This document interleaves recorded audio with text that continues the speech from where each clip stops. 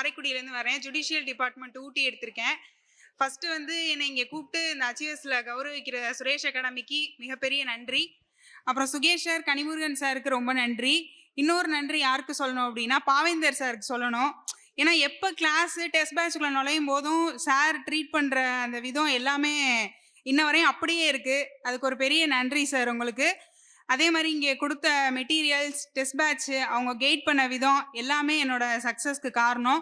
இன்னொரு special thanks நான் வந்து ஒரு 3 பேருக்கு சொல்லணும்னு நினைக்கிறேன். ஃபர்ஸ்ட் வந்து எங்கள் அம்மா, தங்கச்சி. அவங்க நல்லா மோட்டிவேட் பண்ணாங்க. எங்கள் அம்மாவோட ப்ரேயர், என் மேலே வச்சிருக்க ஹோப் எல்லாமே என்னை இங்கே கொண்டு வந்து நிறுத்தியிருக்கு. அம்மா தேங்க்யூ.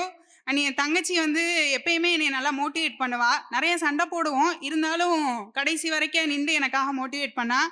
அவளுக்கு ரொம்ப தேங்க்ஸ். 2வது வந்து என்னோட ஃப்ரெண்டு முக்கியமாக சொல்லணும். என்னோட சைல்டுஹுட் ஃப்ரெண்ட், அவங்க இங்கே வர முடியல, அருண் பாண்டியன்.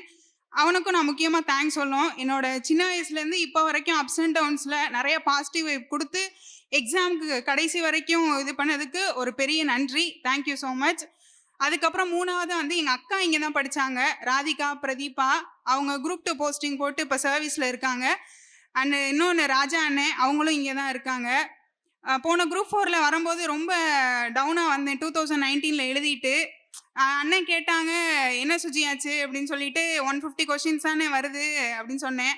விடு சுஜி, அடுத்த மீட்டில் நீ இருப்ப பாரு அப்படின்னு சொன்னாங்க. நான் காலையில் வரும்போது அண்ணன் அவ்வளோ ஹாப்பியாக ரிசீவ் பண்ணாங்க.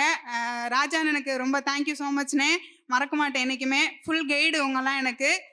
இதே மாதிரி நம்மளோட இது மோட்டிவேஷன் மட்டும் இல்லாமல் நம்ம கூட நிறைய பேர் பாசிட்டிவ் வைப் கொடுத்து அந்த மாதிரி ஒரு பர்சன்ஸ் கூட இருந்தால் கண்டிப்பாக இப்போன்னு இல்லை, லைஃப்பில் எந்த ஒரு இதுனாலும் சக்ஸஸ் பண்ணலாம்.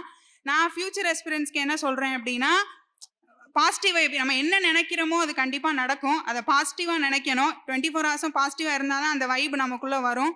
அதே மாதிரி கடின உழைப்பு யார் போடுறாங்களோ அவங்க நிச்சயமாக தோத்ததா சரித்திரமே கிடையாது. கடின உழைப்பை போடணும். கடின உழைப்பு வெற்றியை தேடி கொடுக்கும். இந்த வாய்ப்பு கொடுத்ததுக்கு சுரேஷ் அகாடமி ரொம்ப நன்றி. Thank you so much. Suresh IAS academy, வெற்றியின் முகவரி.